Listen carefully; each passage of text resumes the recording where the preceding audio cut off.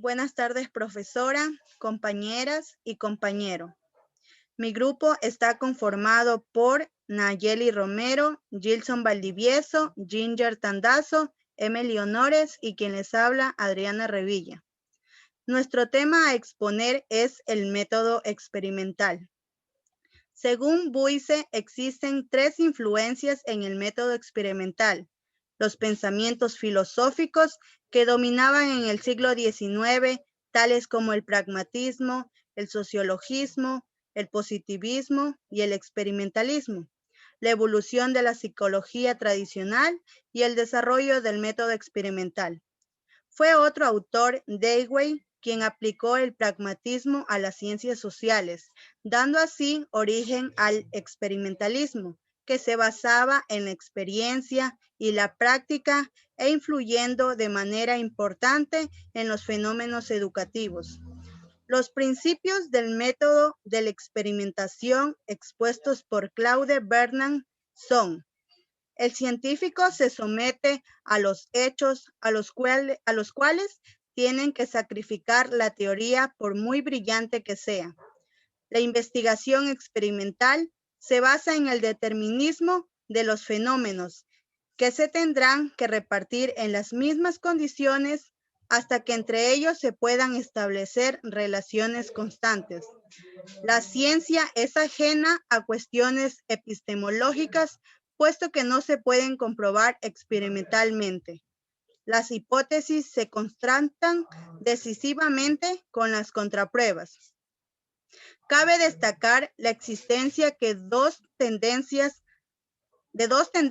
la de explorar nuevos diseños que se ajustasen a condiciones experimentales, como los diseños cuasi experimentales, y la de introducir una orientación cualitativa como consecuencia de la incidencia de la demografía o la sociología en la investigación cualitativa.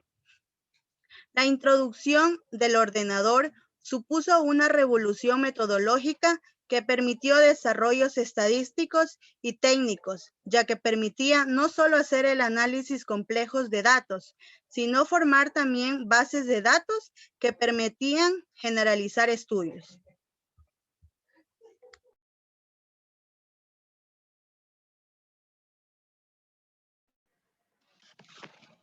La definición. La investigación experimental es un tipo de investigación cuantitativa, ya que consta de tres elementos científicos que lo caracterizan a este tipo de investigación, como el control, manipulación y observación. Los resultados son muy específicos. Se trata de un experimento porque precisamente el investigador provoca una situación para introducir determinadas variables del estudio manipuladas por él, para controlar el aumento o disminución de esa variable y su efecto en las conductas observadas. El investigador maneja deliberadamente la mental y luego las conductas observadas. Observa lo que sucede en situaciones controladas, ya que esta investigación se divide principalmente en tres tipos de diseño: preexperimental, puro y cuasi experimental. En este tipo de investigación, el enfoque es cuando el investigador manipula una o más variables de estudio para controlar el aumento y disminución de esas variables y su efecto en las conductas observadas. De esta forma, un experimento consiste en hacer un cambio de una variable y observar su efecto en otra variable. Esto lleva a cabo en condiciones rigurosamente controladas, con el fin de describir de qué modo o por qué causa se produce una situación o acontecimiento particular. Los métodos experimentales son adecuados para poner a prueba hipótesis de relaciones causales. Se provocan o manipulan los efectos, se modifican la variable independiente y observamos los cambios en la variable dependiente. La orientación tiene una orientación hacia el futuro y también se tienen dos conjuntos a estudiar. En uno los elementos se mantienen constantes, mientras que en otro las variables son manipuladas por los investigadores.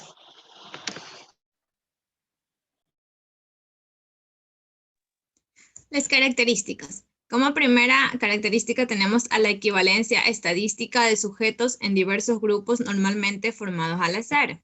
Dicho de otra forma, los sujetos se reúnen en grupos equivalentes para que de esta forma los resultados sean diferentes de la investigación y no sean provocadas por diferencias iniciales. Entre los grupos de los sujetos, normalmente estos grupos se forman mediante una asignación al azar de los sujetos. Como segunda característica tenemos a la comparación de dos o más grupos o conjuntos de condiciones.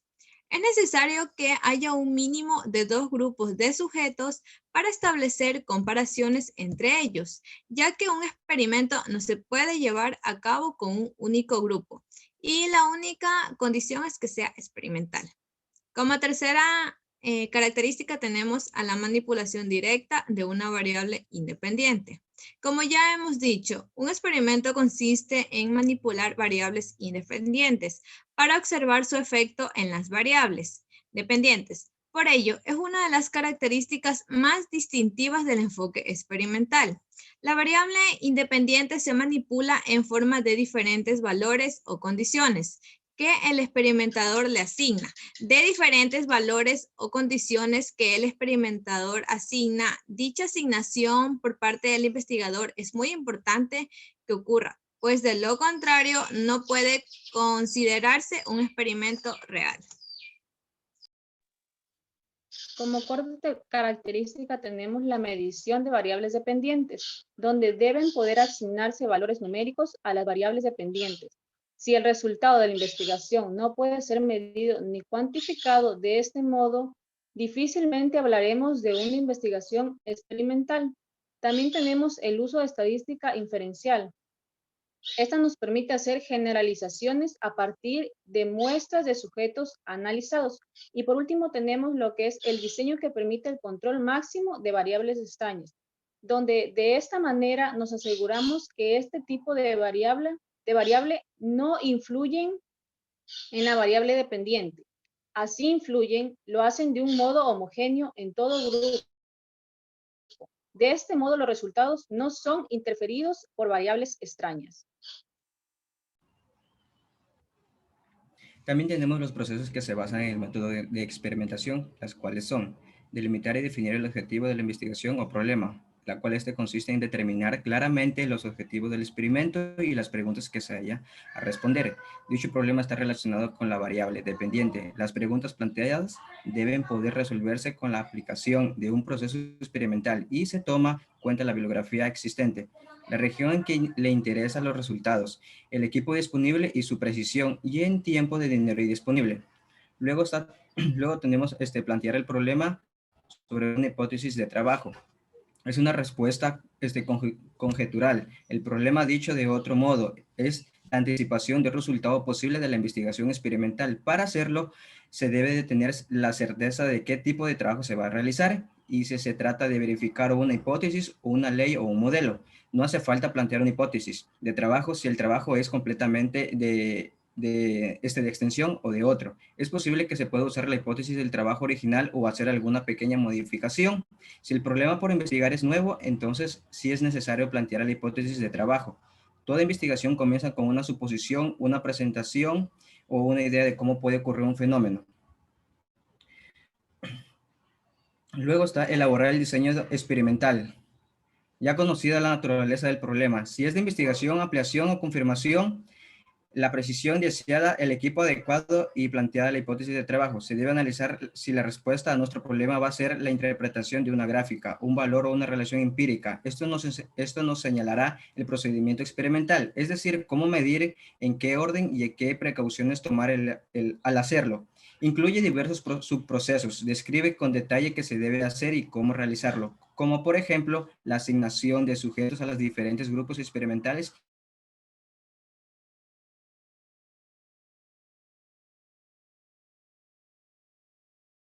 prueba o la interpretación tentativa de los resultados a realizar. El experimento final casi se reduce a llenar las columnas para prepararlas de antemano con lecturas, las mediciones o detectar cualquier anomalía que se presenta durante el desarrollo del experimento y trazar también las gráficas pretendientes a calcular.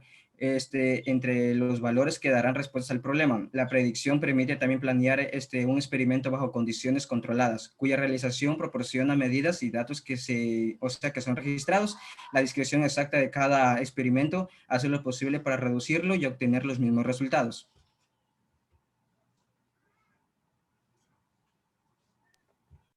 Aquí también tenemos analizar los resultados. Esto consiste en procesar los datos para obtener información, cuya interpretación proporciona conocimientos sobre la predicción, el análisis o la interpretación de los resultados, ya sean los valores, gráficos, tabulaciones. Cada uno posee ventajas e inconvenientes y tienen diferentes usos.